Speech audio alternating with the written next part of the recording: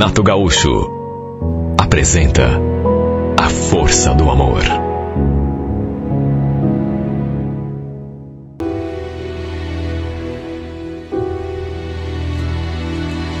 Já fazia um tempo que meu marido estava trabalhando como motorista de aplicativo. Ele até trocou o nosso carro para poder atender melhor os passageiros, porque o carro que a gente tinha era bem velhinho, não tinha nem como trabalhar, né? Sabe, volta e meia, eu pegava o carro dele para ir na casa da minha mãe. Aos domingos, por exemplo, ele gostava de ficar descansando em casa, e eu ia até a casa da mãe sozinha, né? Ou então ele me levava, depois ia me buscar. Naquele domingo em especial, eu tinha pedido o carro para ele. Ele não quis ir junto, preferiu ficar em casa, assistindo futebol. E aconteceu que no meio do caminho eu me distraí, passei num buraco e acabou furando o pneu. Só vi depois de muito tempo. Olha, fiquei até meio assustada, com medo de que ele brigasse comigo quando soubesse. E também porque eu não sabia o que fazer numa situação daquelas.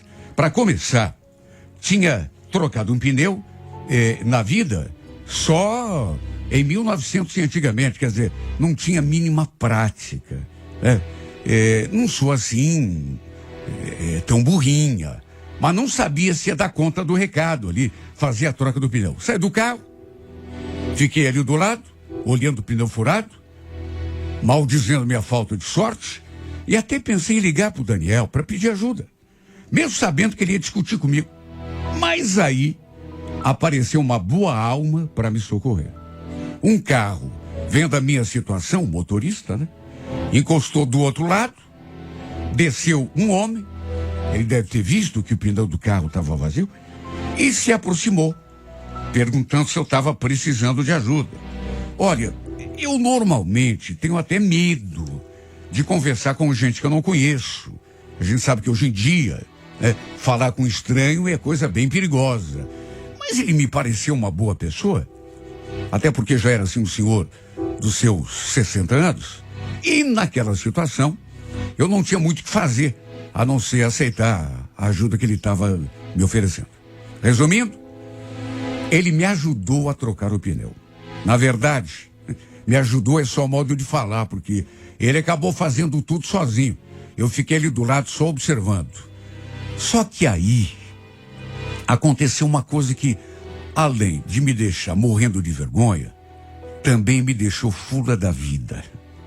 Quando aquele homem abriu o porta-malas para pegar o estepe, as ferramentas, para fazer a troca, o macaco, etc., levantou aquele tapete, fica assim no compartimento do estepe, e olha, o que tinha ali, sabe, sobre o pneu, eu fiquei olhando, meu Deus, o que significa isso? Era um pacote de camisinhas, preservativo. Eu estava ali do lado. Imagine a minha cara, quando aquele senhor ergueu o tapete e demos de cara com aquele pacote. Devo ter ficado vermelha, principalmente porque ele se virou para mim na mesma hora e fez até uma cara de riso. Não comentou nada, mas convenhamos, não precisava, né? Olha, eu fiquei super envergonhado. Não sabia onde enfiar a minha cara. Até porque ele deve ter pensado que aquilo fosse meu. Não era. Claro que não era. Bom, ele acabou fazendo a troca, eu agradeci. Até perguntei se ele não queria cobrar alguma coisa pelo serviço, mas ele falou que não. Era uma gentileza. Eu então entrei no carro e segui o meu caminho. Ou pelo menos tentei seguir. Porque aquele episódio do pacote de camisinha ficou ali martelando a minha cabeça.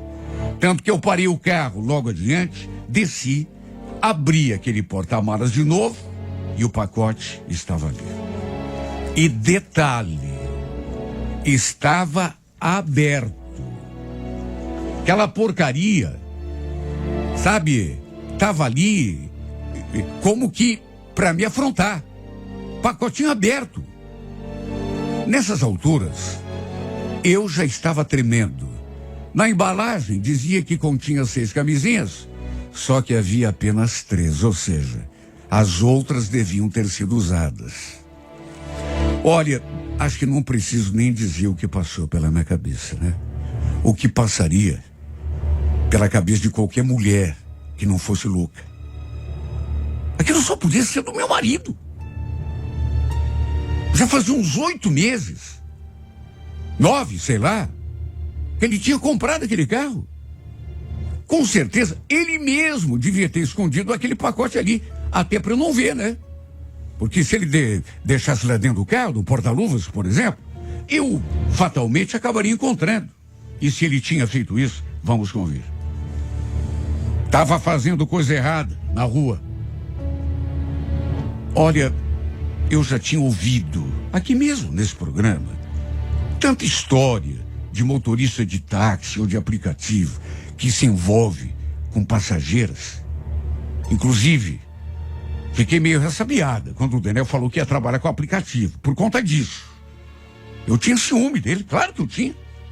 Só que daí a imaginar que ele pudesse realmente fazer algo de errado, sinceramente, era uma distância muito grande. Só que convenhamos, né? O que aquela embalagem de camisinha estava fazendo ali no porta-malas? Como que escondido assim, no compartimento do step, debaixo do tapete. E pior, o pacote estava aberto. Estavam faltando 3 camisinhas, que muito provavelmente deviam ter sido usadas. Eu, tremendo, comecei a passar mal. Só de pensar que meu marido pudesse estar me traindo. O fato é que nem fui mais na casa da minha mãe, até porque fiquei transtornada. Simplesmente dei meia volta e fui lá confrontar o meu marido, até porque, que mais que eu poderia fazer? Ele ia ter de me explicar. Alguma explicação ele ia ter que me dar. No começo, quando viu que eu tinha trocado o pneu, ele ficou meio zangado, como eu já imaginava, né? Sabia o que tinha acontecido e ainda usou aquele tom de cobrança, como se a culpa tivesse sido minha. Mas como eu já esperava, sua expressão se transformou quando lhe mostrei aquele pacote de camisinhas, dizendo onde o tinha encontrado. Ele ficou pálido, mas como já era de se esperar, claro que não assumiu, né? Isso não é meu, Luciana. Tá louca? Já devia estar aí quando eu comprei o carro. Você acha que eu sou tonta, Daniel? Faz 8 meses que você está com esse carro. Duvido que você nunca tenha vindo conferir aqui o estado do step. Quer saber? Não conferi. Estava na garantia. Olha, era muita cara de pau. Ele ficou branco quando eu mostrei o pacote de camisinha. Quando perguntei o que aquilo estava fazendo ali no compartimento do step. Aí ele tentou jogar nas costas do antigo dono. Resumindo, ele não assumiu. Negou de todas as formas. Só que, claro, eu não acreditei. A gente ficou de cara virada, um sem olhar para a cara do outro. Como eu sabia onde ficava a loja em que ele tinha comprado o carro, até porque eu tinha ido junto escolher, também lembrava do vendedor e não sosseguei enquanto não fui lá tirar aquela cisma. No fundo, acho que não conseguiria prosseguir com o nosso casamento se eu não tirasse aquilo a limpo. Só de pensar que meu marido estivesse me enganando, eu ficava ainda mais transtornada. O Daniel já estava ciente que eu ia conversar com o vendedor da loja, porque eu falei para ele que ia fazer isso. Não sei se ele botou fé, mas falou aquilo. Quer ir, vá. Não tenho nada para esconder. E eu realmente fui. No sábado seguinte, lá estava eu. Foi uma situação, como já se pode imaginar, bastante embaraçosa para mim. Quase desisti quando fui lá conversar com o vendedor. Mas repito, eu precisava. Eu precisava daquilo.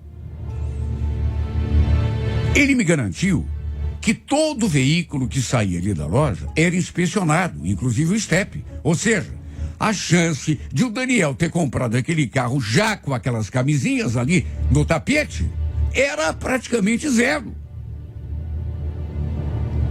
O que mais que eu podia pensar? Mesmo assim, entrei no assunto. Contei o que tinha acontecido. E nessa hora o vendedor fez aquela cara. Sabe aquela cara? Então. Praticamente, mesmo sem dizer uma palavra, praticamente responsabilizando meu marido por aquilo. Para encurtar o assunto. Fazia 1 ano e meio que estávamos morando juntos. Eu e o Daniel. E apesar de gostarmos muito um do outro, isso acabou fazendo a gente brigar. E não apenas uma vez. No fim, nosso relacionamento não conseguiu aguentar a pressão. O detalhe foi que quem resolveu jogar tudo pro alto não foi eu. Um dia, com certeza cansado das minhas cobranças, ele falou: escuta, você vai ficar jogando isso na minha cara até quando, hein, Luciano? Eu já falei que não sei de camisinha nenhuma. Pô, todo dia a mesma coisa. Se você não acredita em mim, se acha que eu tô mentindo, por que ainda continua comigo? Vai embora. Volta lá pra casa da tua mãe. Ninguém tá te forçando a ficar comigo. Olha, aquilo me deixou chocada. Não imaginei que ele pudesse falar comigo daquele jeito. Mesmo assim, ainda perguntei: é isso que você quer? Que eu vá embora? Quer mesmo saber, Luciano? Pra mim, tanto faz. Eu tô me lixando. Tô cansado. Todo dia mesmo a ladainha no meu ouvido. Tá louco? Eu gostava dele. Mas foi a gota d'água. Porque ele praticamente tinha me mandado embora. O que mais que eu podia fazer?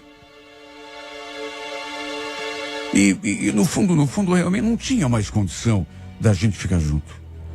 Sendo que depois daquele acontecimento, só brigávamos o tempo todo. Quando ele estava trabalhando, por exemplo, eu só conseguia pensar em bobagem. Não parava ali de me torturar.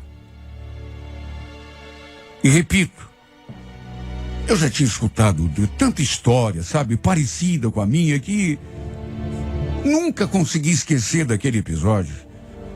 Meu Deus, a troco de quê que esse homem estava guardando um pacote de camisinha no carro, escondido ainda por cima, se não fosse para aprontar? Isso acabou me tirando a paz. E pelo menos nesse ponto ele tinha razão para ser cobrado todos os dias, e por conta disso a gente nunca mais conseguiu se acertar. Havia até a possibilidade mínima, vamos ser honestos, de eu estar sendo injusta. E quem sabe até pudesse me arrepender depois, mas não tinha mais o que fazer naquela casa.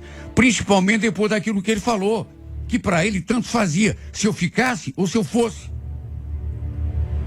No sábado seguinte, enquanto ele trabalhava, eu arrumei as minhas coisas. Cada peça de roupa que eu colocava na mala era uma lágrima. Doeu muito. Nunca imaginei que nosso relacionamento pudesse chegar nisso. Depois que voltei lá para casa da minha mãe, parece que aquele sentimento de vazio ficou ainda pior. Eu sentia muito a falta dele. Tinha hora que a saudade era tão doída que me faltava até o ar. E mesmo depois que nos separamos, eu não conseguia deixar de pensar nele, no que ele podia estar fazendo longe de mim. E me torturava só de imaginar que ele pudesse estar suprindo lá sua carência de companhia nos braços de outra. Olha, eu cheguei a maldizer aquele pacote de camisinha, porque tudo tinha acontecido por causa daquela porcaria. 3 semanas depois, um pouco mais do que isso, que eu tinha voltado para casa da minha mãe, para minha surpresa, porque nunca imaginei que ele fosse fazer isso, eis que ele me mandou aquela mensagem: muita saudade de você, Luciana. Olha, eu não vou negar, meu coração disparou naquela hora. Só que não sei porquê, talvez orgulho, medo, achei melhor ignorar. Nem respondi, embora fosse essa a minha vontade. Queria tanto vê-lo de novo, conversar com ele, porque apesar de tudo, quem sabe a gente pudesse se entender, né? Depois de uns dias, cabeça um pouco mais fria, sei lá. Mesmo que ele tivesse aprontado alguma coisa de errado, a saudade estava demais. Tanto que eu já estava até disposta a perdoá-lo. E depois daquela mensagem, essa disposição ficou maior.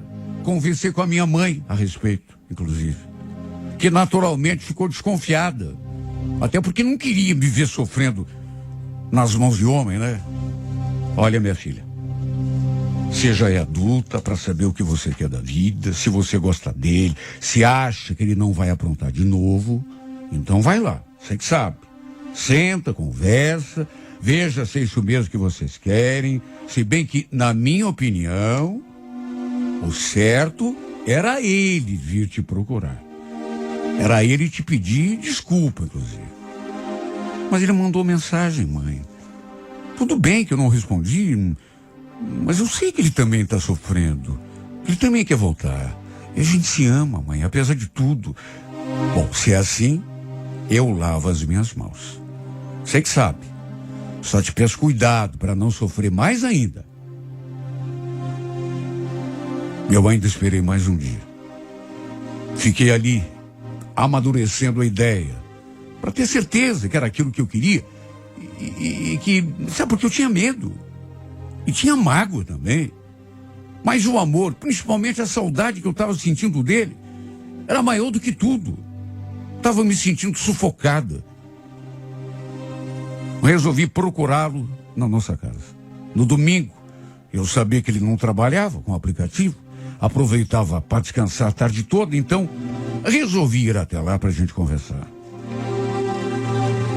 Seu carro estava na garagem e no que me aproximei, como não escutei barulho nenhum, nem mesmo o som da televisão, concluí que ele estivesse no quarto, descansando, quem sabe dormindo. Eu tinha a cópia da chave. Quando fui embora, levei comigo, de modo que consegui entrar com facilidade. A casa no maior silêncio. E só de estar ali, de olhar para as nossas coisas, sabe, aquela saudade, então aí mesmo que me bateu aquela emoção, sabe, não sei nem explicar. Fui direto pro quarto e dali do corredor, dava para ouvir a TV ligada, mas num volume assim, bem baixinho, que era como ele costumava mesmo assistir. À medida que fui me aproximando do quarto, meu coração ia batendo mais forte. Até que botei a cara assim na porta, que estava entreaberta, deu para ver um pedaço da cama. E foi então que meu coração quase parou de bater. Porque de saída, vi que ele não estava deitado sozinho naquela cama. A primeira coisa em que bati os olhos, aliás, foi naquela perna sobre a perna dele, perna de mulher.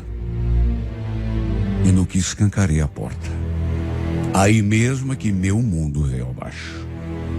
Tinha uma mulher com ele, os dois cochilando, ela abraçada a ele assim por trás, com a perna sobre as pernas dele, os dois virados para a parede, vestidos só com a roupa de baixo. Um nó se formou na minha garganta naquela hora. Comecei a chorar. E acho que mesmo que tentasse evitar, não conseguiria. E o pior foi que não consegui evitar e comecei a soluçar alto, a chorar de forma, sabe, como se fosse uma criança. Nem sei se eles ouviram algo ou me viram, sei lá. Até porque fiquei com as vistas embaçadas e num gesto rápido, mesmo com o corpo todo tremendo, me virei e tratei de sair dali o mais rápido que pude. Talvez ele tenha me visto, mesmo que fosse depois pela janela. Ou então, quem sabe, apareceu ali na porta por conta de algum barulho. Só sei que não foi atrás de mim. E naquela tarde de domingo, acabei sepultando o último fio de esperança que ainda me restava. Ali eu tive certeza de que ele realmente não estava nem aí para mim. Se estivesse, convenhamos, né?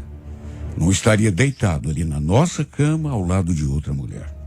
Como ele mesmo tinha falado, estava pouco se lixando.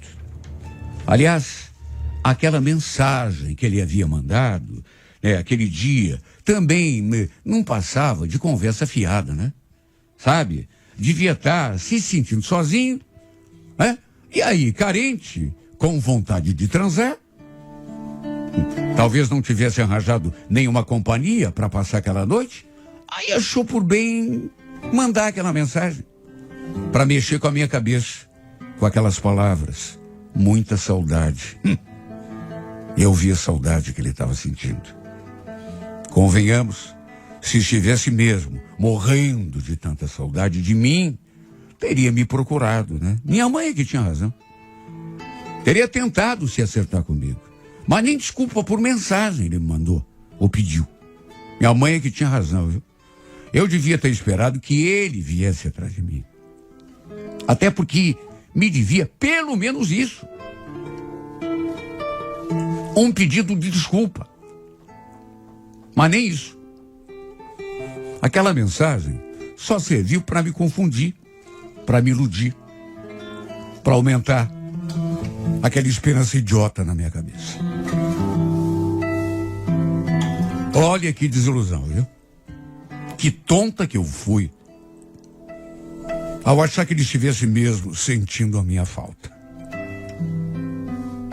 Que boba que eu fui só de pensar que ele estivesse lá na nossa casa, me esperando de braços abertos, morrendo de vontade de me ter nos braços, cheio de amor para me dar, morrendo de saudade de mim.